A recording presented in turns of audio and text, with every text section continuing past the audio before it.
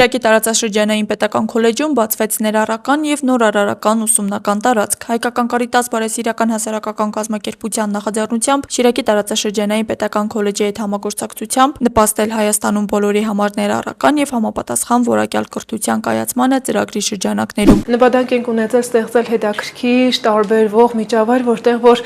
ուսանողը իրապես մեծ հաճույքով եւ տարբերվող միջավայրում կկարողանա իր մտքերն արտահայտել, քննարկել։ Մենք էլ ամեն ինչ անում ենք, որ այն ուշադրությունը, որ այսօր կրթության ոլորտին սևեռված է, ամեն ինչ անենք, այդ կրթությունը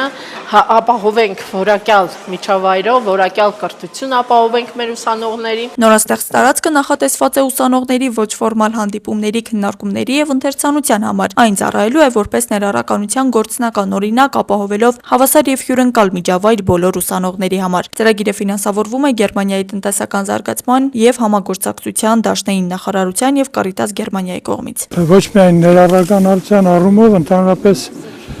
մարդու ձևավորման համար շատ կարևոր է միջավայրը, թե ինչ միջավայրում է այդ մատուցվում։ Եվ ստեղծագործ մարդը այսօր ամենակարևոր տեղն ունի աշխարհում, ու այսօր շատ մասնագիտություններ կարող է չլինեն, բայց ստեղծագործ մարդու կարիքը միշտ կա։ Եվ կարծում եմ այդ սենյակը կնպաստի ձևավորելու նման մարդկանց։ Շիրակի փոխմարզպետ Ալբերտ Այվազյանն իր հերթին կարևորեց սենյակի նպատակային օգտագործումը թե մասնագետների, թե ուսանողների համար, հավելելով, որ այն հետագայում կհամալրվի անհրաժեշտ գրականությամբ եւ դիդակտիկ նյութերով։ Հուսով եմ, որ այդ ընթերցասրանը կհամալրվի համապատասխան գրական նյութերով, կհամապատասխանի համապատասխան թեմաներով, որ մեր ուսանողները հնարավորություն կունենան զարգացնել, շատացնել իրենց գիտելիքները։ Հայկական Կարիտասի եւ Շիրակի տարածաշրջանային պետական քոլեջի համագործակցությունը այս ծրագրի շրջանակներում սկսվել է 2023 թվականից։ Դեռևս 2023 թվականից համագործակցել ենք Շիրակի տարածաշրջանային պետական քոլեջի հետ եւ բացի ուսուցչական կազմի վերապատրաստումներից, ուսանողների զգայունացման միջոցառումներից նաեւ նախատեսված էր որոշակի հարմարեցումներ։ Ծրագրի հաջորդ փուլերում նախատեսվում են դասախոսների եւ ուսուցիչների վերապատրաստումներ, ինչպես նաեւ կրթական միջավայրի շարունակական բարելավման ուղղված նոր նախաձեռնություններ։ Աստղիկ Խաչատրյան, Մարտին Գևորգյան այսօր։ Հայաստան-Եվրամիություն հարաբերությունները վերջին շրջանում հասել են միանգամայն նոր մակարդակի, ուրվագծվել է համագործակցության լայն շրջանակ եւ ակնհայտորեն գործնականում դրանք ստացել են նոր տեսք։ Վերենշվածներում ուրույն տեղ ունեն նաեւ խորհրդարանական դիվանագիտությունն ու ազգային ժողովի եւ միջազգային խորհրդարանական կազմակերպությունների միջև ձևավորված փոխգործակցությունը։ Անցնող շաբաթ Ստրասբուրգում մեկնարկեցին Եվրոպական խորհրդարանի աշխատանքները։ Ֆրանսիա մեկնեց մեր երկրի վարչապետի գլխավորած պատվիրակությունը, որի կազմում էին նաև պատգամավորներ Արման Եղոյանը, Մարիա Կարապետյանն ու Սարգիս Խանդանյանը։ Եվրոպացի խորհրդարանականներին ելույթով դիմեց Նիկոլ Փաշինյանը, եվրոպական հարթակից վարչապետը աշխարհին ուղեց կարևոր ազդակներ, խոսեց Հայաստանի կառավարության խաղաղության խաչմերուկ նախագծի, Հայաստանի եւ Ադրբեջանի միջև հաստատված խաղաղության ու TRIP նախագծի իրագործման վերաբերյալ։ Եվրոպական խորհրդարանի հետ գիտեք, մենք շատ ակտիվ աշխատում ենք տարբեր ձևաչափերում, շատ ակտիվ երկխոսության մեջ ենք եւ նաեւ դրանով է բացատրվում այն շատ կարեւոր դերակատարումը, որ Եվրախորհրդարանը ունի մեր երկկողմ հարաբերությունների աննախադեպ խորացման մեջ եւ այս կոնտեքստում շատ տրամաբանական է նաեւ վարչապետի արդեն երկրորդ այցը Եվրոպական միության խորհրդարան։ Այցի շրջանակում տեղի ունեցան նաեւ մի շարք հանդիպումներ։ Ֆրակցիաների ներկայացուցիչների հետ եղավ առանձին հանդիպում վարչապետը, մենք խորհրդարան ներկայացուցիչները եւ իրենց ուրեմն ֆրակցիաների ներկայացուցիչները բավականին բովանդակալից եւ շատ անկեղծ քննարկում տեղի ունեցավ, հետո առանձին եվրոպական ժողովրդական կուսակցության ներկայացուցիչների հետ եղավ առանձին հանդիպում, այլ իրենք շատ մեծ կազմով։ Պիտի անկեղծորեն ասեմ, որ կարծում եմ մեզ հաջողվել է այդ քաղաքական սպեկտրի բոլոր կողմերին ներկայացնել մեր մոտեցումները դրանք դարձնել, այսպես ասենք, ընկալելի, իրենց քաղաքական լեզվով դա թարգմանել մեր կարիքները, մեր ձգտումները, մեր գործողությունները։ Հայաստան Եվրամիություն քաղաքական երկխոսությանը զուգահեռ կա նաև մշակութային երկխոսություն։ Եվրամիությունն իր քայլերով հստակ արձանագրում է հայկական մշակութային արժեքներն առավել ճանաչելի դարձնելու ձգտումը։ Այս համատեքստում Եվրոպական խորհրդանի վարչական շենքի հարակից տարածքում վերխոյացավ արմատագիր երկխոսության ուժը խորագրով հուշարձանը Հայոց Այբուբենի տառերի ձուլվածքով։ Բացման հանդիսավոր արարողությանը ներկա էր վարչապետ Նիկոլ Փաշինյանը եւ Եվրոպական խորհրդարանի նախագահ Ռոբերտա Մեցոլան։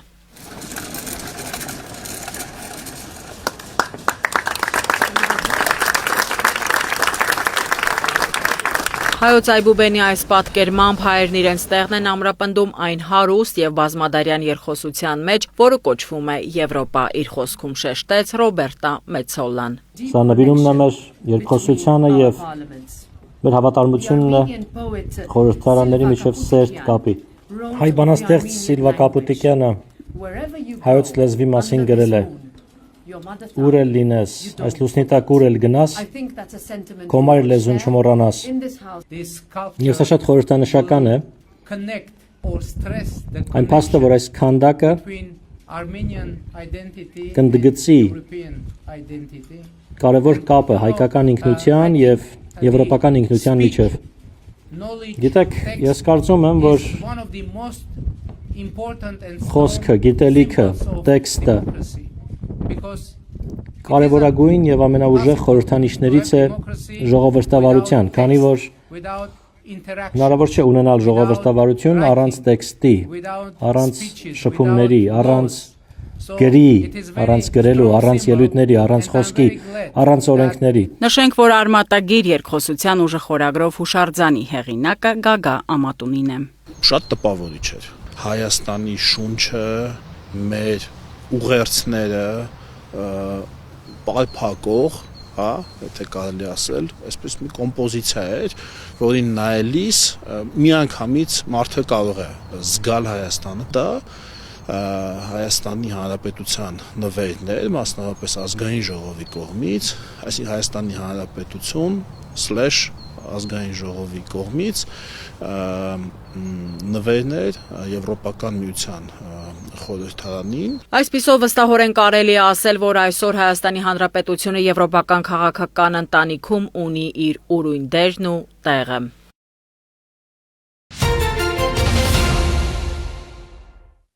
Գյուղնշանակության հողերը պիտի դառնան 100%-ով ոռոգելի, կառավարությունում ոլորտային քննարկման ժամանակ ռազմավարական նպատակն է ձևակերպել հանրապետության վարչապետը։ Մեր երկրում ըստ էության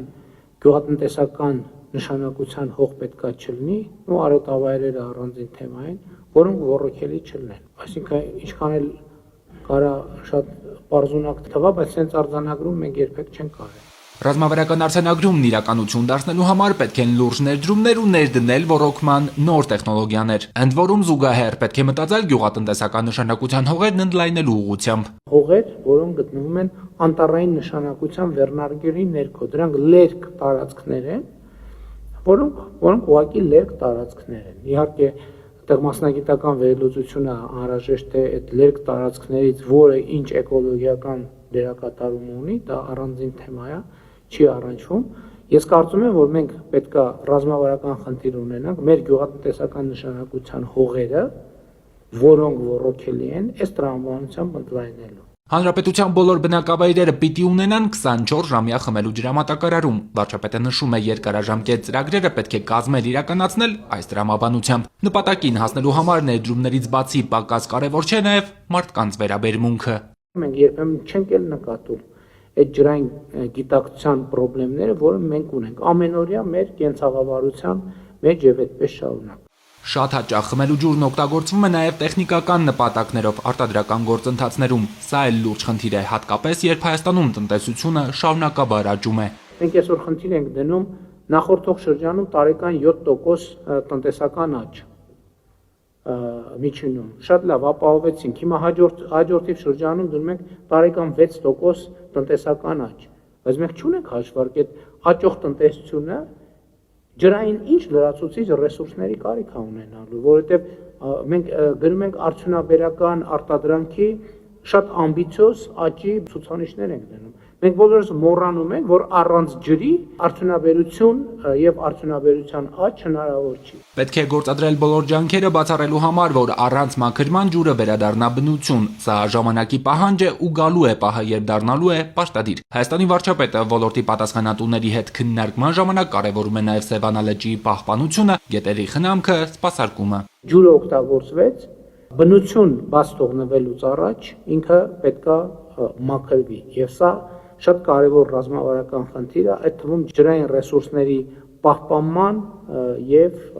զարգացման տրամաբանությամբ։ Արդեն կա ջրային կոմիտեի ինստիտուցիոնալ վերափոխման ճանապարհային քարտեզը, այն ներառում է 2026-35 թվականների ընթացքում ջրային համակարգերի կառավարման ռազմավարական ծրագրերի մշակում, օրենսդրության եւ գործող նորմերի վերանայում, ոռոգման համակարգերի եւ հողատարածքների գույքագրում, ջրային ռեսուրսների արդյունավետ, կլիմակայուն եւ ջրախնայող կառավարում։ Ջրամբարներ էլ կկառուցվեն, վարչապետին են ներկայացվել նաեւ 2026-31 թվականների ջրային կոմիտեի միջազգային ծրագրերի մանրամասները։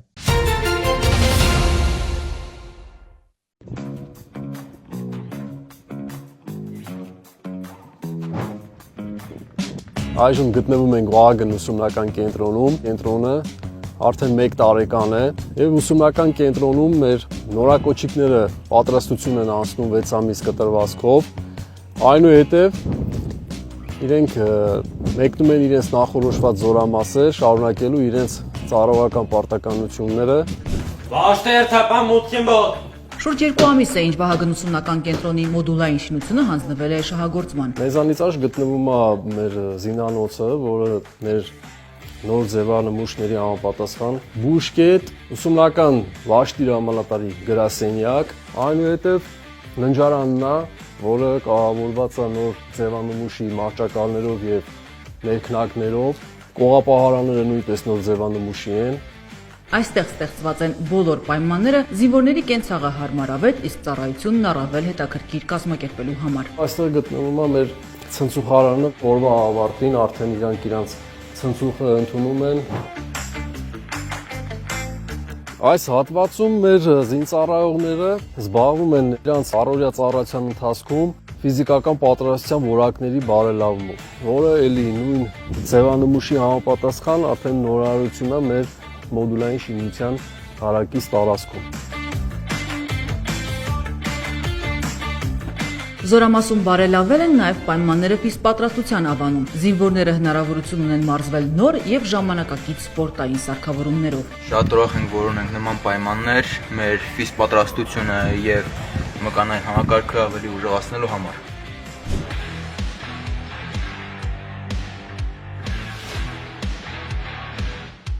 Իսկ նորակոչիկների պարապմունքներն ամեն օր են անկախ եղանակային պայմաններից հստակ ու կանոնակարգված։ Հմուտ, փորձառու եւ կոփված զինվոր դառնալու ճանապարհին տղաները ջանք ու եռանդ չեն խնայում։ Այսօրվա մեր թեման առաջի բուժօգնությունն է, հիմնական գլխավոր թեման հիվանդների տարանումը մարտական դաշտից մեռյալ զոնա, այսինքն կանաչ զոնա։ Մի քիչ բացազատվեք դուք իրարից։ Դու արի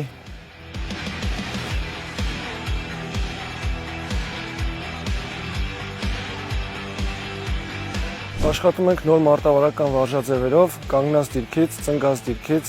եւ պարկած։ Փորձում ենք ինչ որ մենք գիտելիքները ինչ որ ստացել ենք փոխանցենք մեր կրտսեր սերնդին։ Այս պարապմունքների շնորհիվ զինվորի մոտ զարգանում է ճկունությունը, ավելի հմտորեն է աշխատում։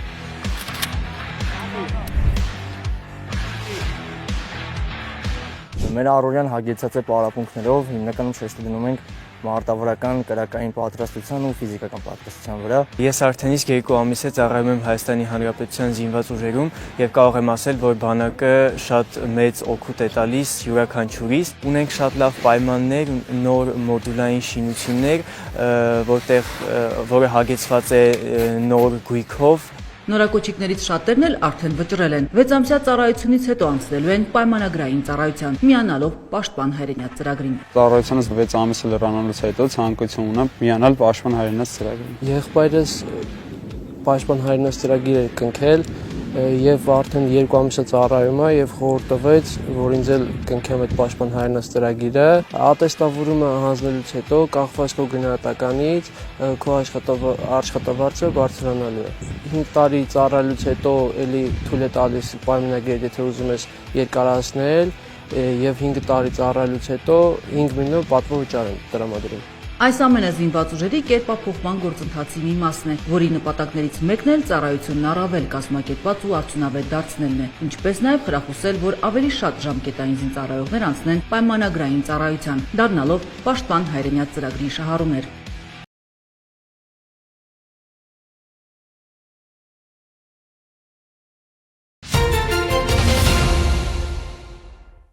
Իրանից հայտնել են, որ պատերազմի մեկնարկից ի վեր ամենազանգվածային հարվածն են հասցրել Իսրայելի տարածքին, կիրառվել է մի քանի տասնյակ գերծանր բալիստիկ հրթիռ։ Հաղորդվում է Թել Ավիվում ավերածությունների մասին, թիրախում են հայտնվել նաև Արաբական Միացյալ Էմիրությունների նավթային տերմինալներից մեկը, Բաղդադում ԱՄՆ դեսպանատունը։ Իսրայելը ամերիկյան ուժերն էլ հարվածել են Թեհրանին եւ իրանական այլ բնակավայրերի։ Դոնալդ Թրամփը հայտնել է, որ իր հրահանգով ԱՄՆ կենտրոնական հրամանատարությունն իրականացրել է Մերձավոր Արևելքի պատմության ամենահզոր ռմբակոծություններից մեկը եւ ոչնչացրել է Խարկ կղզում գտնվող բոլոր ռազմական թիրախները։ Դոնալդ Թրամփը հայտարարել է ներկայում կենտրոնացած են Իրանի հրթիռները եւ ԱԹՍ-ները ոչնչացնելու ուղղությամբ, հետագայում կարող են զբաղվել նաեւ հարստացված ուրանի հարցով։ Մենք կարող էինք ոչնչացնել Իրանի բոլոր օբյեկտները 1 ժամում, բայց մտածում ենք ժողովրդի մասին, ընդգծել է նախագահը։ Թրամփը խոսել է Իրանի նոր գերագույն առաջնորդի պաշտոնում ընտրված Մոջթաբա Խամենեիի մասին, որի հետ կապված տեղեկություն տրամադրելու համար պետքարտուղարությունը $10 միլիոն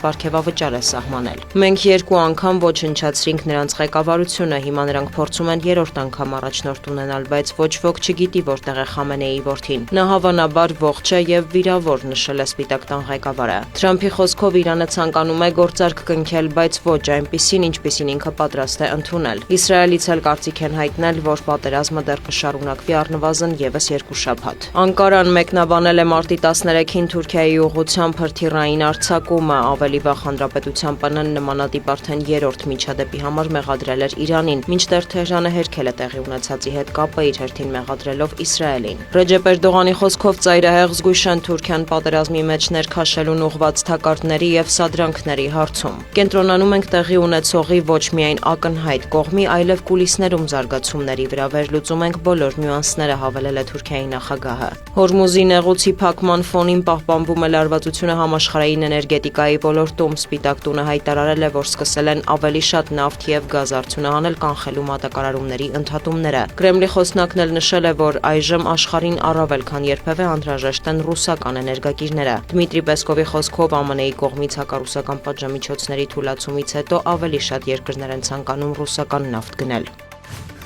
Ռուսաստանը հրթիռներով եւ ԱԹՍ-ներով համակցված զանգվածային հարված է հասցրել Ուկրաինային, թիրախում է հայտնվել Կիևի մարզը, հատկապես շրջանի էներգետիկ ենթակառուցվածքը, կան զոհեր եւ վիրավորներ, պայթյուններ են լսվել նաեւ մայրաքաղաքում։ Ռուսաստանի ՊՆ-ն տեղեկացրել է, որ ուկրաինական ուժերն էլ անօթաչուներով հարվածել են Կրասնոդարի երկրամասի Կովկաս նավահանգստին, հրդեհ բռնկվել կան տուժածներ։ Օրեր առաջ Բրյանսկի զանգվածային թիրախավորման հետևանքով զոհերի թիվն էլ հասել է 8-ի։ Վոլոդիմիր Զելենսկին հայտարարել է, որ ռուս-ուկրաինական կարգավորման բանակցություններում առայժմ դադար է Մերձավոր Արևելքում զարգացումներով պայմանավորված։ Ուկրաինայի նախագահի խոսքով ամերիկյան կողմը պատրաստ է հանդիպել միայն ԱՄՆ-ի տարածքում։ Կիևը համաձայնել է, սակայն Մոսկվան առաջարկում է Թուրքիայի կամ Շվեյցարիայի հարթակները մանրամասնել է Զելենսկին։ Ավելի վաղ հայտարարվել էր, որ Վաշինգտոնի թիմի մասնակցությամբ եռակողմ հանդիպումը հետաձգվում է եւ կարող է անցկացվել հաջորդ շաբաթ։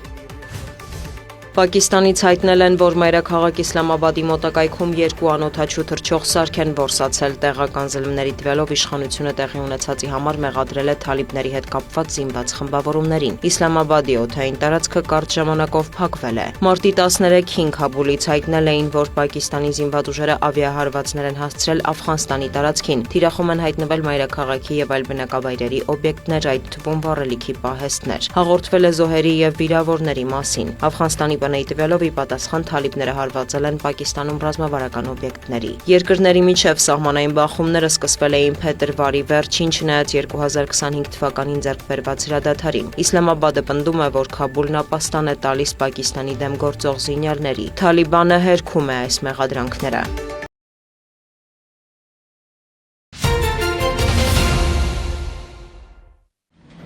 Գազաբալոնների վկայագրման ամբողջ գործընթացը փուլ առ փուլ պետք է նկարահանվի։ Նոր պահանջները նպատակ ունեն բարձրացնել վերահսկողությունը եւ բացառել հնարավոր խախտումները։ Ուսումնասիրությունների արդյունքում մեր կողմից ակնհայտորեն արձանագրվեց, որ լիցենզավորված շատ կազմակերպություններ, տնտեսվարողներ գազաբալոնների պարբերական վկայագրումը իրականացնում են ոչ պատշաճ, նույնիսկ ավելին, հաճախ նույնիսկ առանց համապատասխան ծառայության մատուցմամբ տվյալ տրանսպորտային միջոցը մտցվում է գազաբալոնների շտեմարան որպես հետագա շահագործման ենթակա գազաբալոն։ Քաղաքացիների շրջանում անցկացված հարցումներից պարզեցինք, որ նրանց մեծ մասը ողջունում է փոփոխությունը, վարորդի եւ ուղևորի անվտանգությունը առաջնահերթություն համարելով։ Պարտադիր, հետո մեր անվտանգությունն ամենակարևորը։ Եկուս վթար չունի, մի բաժար չունի, մի բան չաներ վերջ։ Բոլորս պիտի մեր անվտանգությունը պահպանենք, դա կարևորը։ 2025-ի տվյալներով տեխնիկական զննություն անցած 558,000 ավտոմեքենայից շուրջ 400,000-ը գազաբալոնային սարքերով տրանսպորտային միջոց է։ Վերջիններս վարորդները պարտավոր են վկայագրել 2 տարին մեկ Հայաստանում գործող գազաբալոնների վկայագրման ոլորտում աշխատող 104 լիցենզավորված կազմակերպություններից որևէ մեկում։ Պարբերական վկայագրումը դա գործողությունների համակարգ է, որի մեջ մտնում է գազաբալոնի նույնականացնում, գազաբալոնի արտաքին եւ ներքին զննում, գազաբալոնի կշռում, դրանից հետո գազաբալոնի հիդրավլիկ փորձարկում եւ նաեւ գազաբալոնի սնման համակարգի փորձարկում։ Գործընթացը փուլ առ փուլ տեսանկարահանելու նպատակն է թույլ չտալ, որ դրանցից որևէ մեկը շրջանցվի։ Մարզկենտրոնում գործող այս ոլորտի տնտեսվարողները տեղյակ են բացվող փոփոխություններից։ Պահանջը կատարելու համար կզինվեն հավելյալ անհրաժեշտ տեխնիկական միջոցներով։ Ճիշտ է, լրացուցիչ մեզ համար ծախսը, բայց նաեւ մեզ համար շատ լավ է, որ բոլորը կգան եւ կստուգաչափեն իրաց բալոնները։ Իսկ մեր կայանները խստացնելու հետ միասին նաեւ կխստացնեն լեքսիկավորման կայանները, որ առանց ստուգաչափման բալոնների գազ չեն տրամադրի։ Նոր կարգավորմամբ, որն ուժի մեջ կմտնի մարտի 28-ից, ծառայությունը մատուցող կազմակերպությունները ոչ միայն պետք է ապահովեն գործընթացի ամբողջական տեսանկարահանումը, այլև պարտավոր կլինեն 6 ամիս պահպանել տեսագրությունները։ Անի Գրիգորյան, Տիգրան Թումանյան, Սյունիք, լուրեր։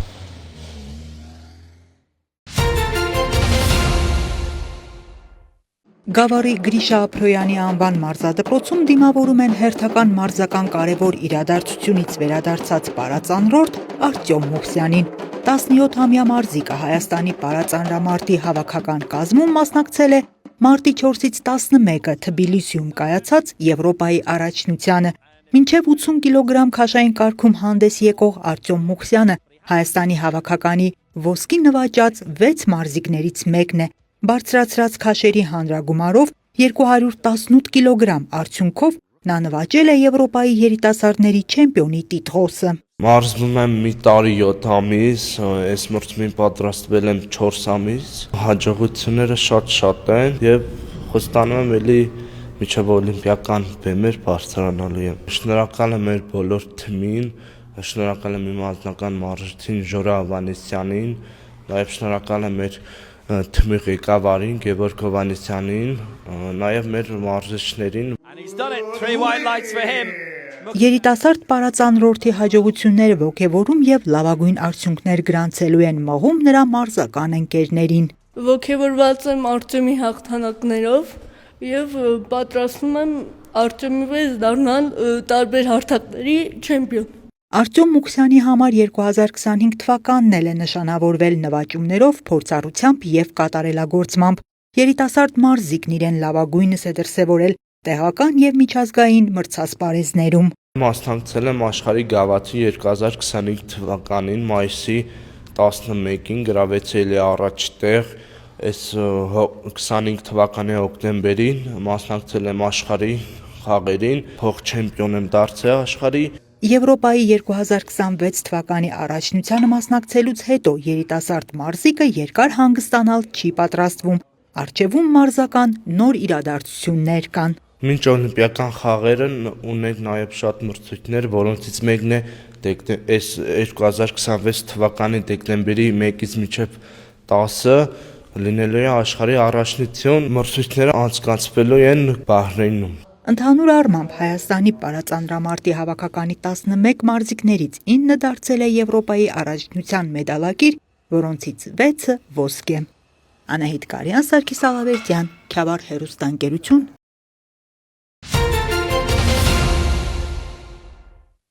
Համայնքային ոստիկանության Մալաթիայի բաժնի ծառայողները ստացել էին օպերատիվ տեղեկություն, որ Շերամի փողոցի մի բնակիչ տանն ապօրինի պահում եւ իրացնում է թմրամիջոցներ։ Տեղեկությունը ստուգվեց եւ հաստատվեց։ Մալաթիա Սեբաստիա վարչական շրջանի քննչական բաժնում նախաձեռնվեց քրեական վարույթ։ Մարտի 10-ին դատարանի որոշմամբ խուզարկություն կատարվեց 52-ամյա տղամարդու բնակարանում։ Հայտնաբերվեցին եւ առգրավվեցին ավելի քան 92 գրամ մափիոն, 69 գրամ մարիխուանա, անհայտ ծագման հաբեր, շագանակագույն հեղուկով ներարկիչ, նույն գույնի հետքերով ներարկիչներ, տարաներ, կշեռքներ, ինչպես նաև դյուրակիր, համակարգիչ, պլանշետ եւ բջջային հեռախոսներ։ Օպերատիվ հետախուզական միջոցառումների եւ քննչական գործողությունների ընթացքում ստացվեցին նոր տվյալներ, այս անգամ արդեն ապօրինի պահվող զենք զինամթերքի վերաբերյալ։ Մարտի 12-ին վարույթի շրջանակում խուզարկություն կատարվեց նաև տղամարդուն պատկանող ավտոտնակում։ Հայտնաբերվեցին օդաճնշիչ, մարտական ու մեկնարկային մեկական ատրճանակ, փամփուշտներ եւ զինամթերք։ Նախաքննությունը շարունակվում է։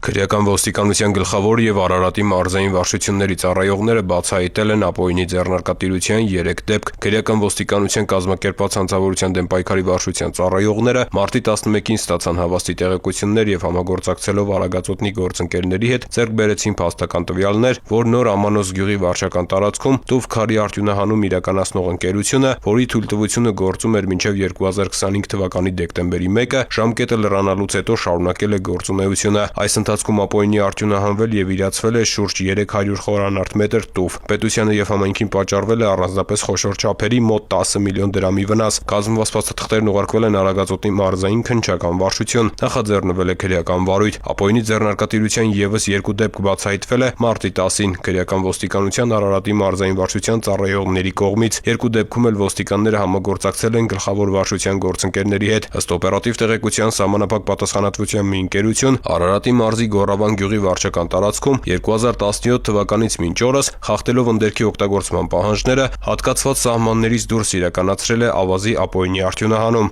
Մյուս դեպքում 2015 թվականից մինչ օրս մեկ այլ սահմանափակ պատասխանատվությամբ ընկերություն նույն կերպ ավազի ապօրինի արդյունահանում է իրականացրել Լուսարատ գյուղի տարածքում։ Համայնքներին պատճառվել է էական վնաս։ 2 դեպքով էլ կազմված փաստաթղթերը ներկայացվել են ՎԴ-ի քննչական բաժին։ Ընդերքի պահպանման կամ օգտագործման պահանջները խախտելու հատկանիշներով նախաձեռնվել են քրեական վարույթներ։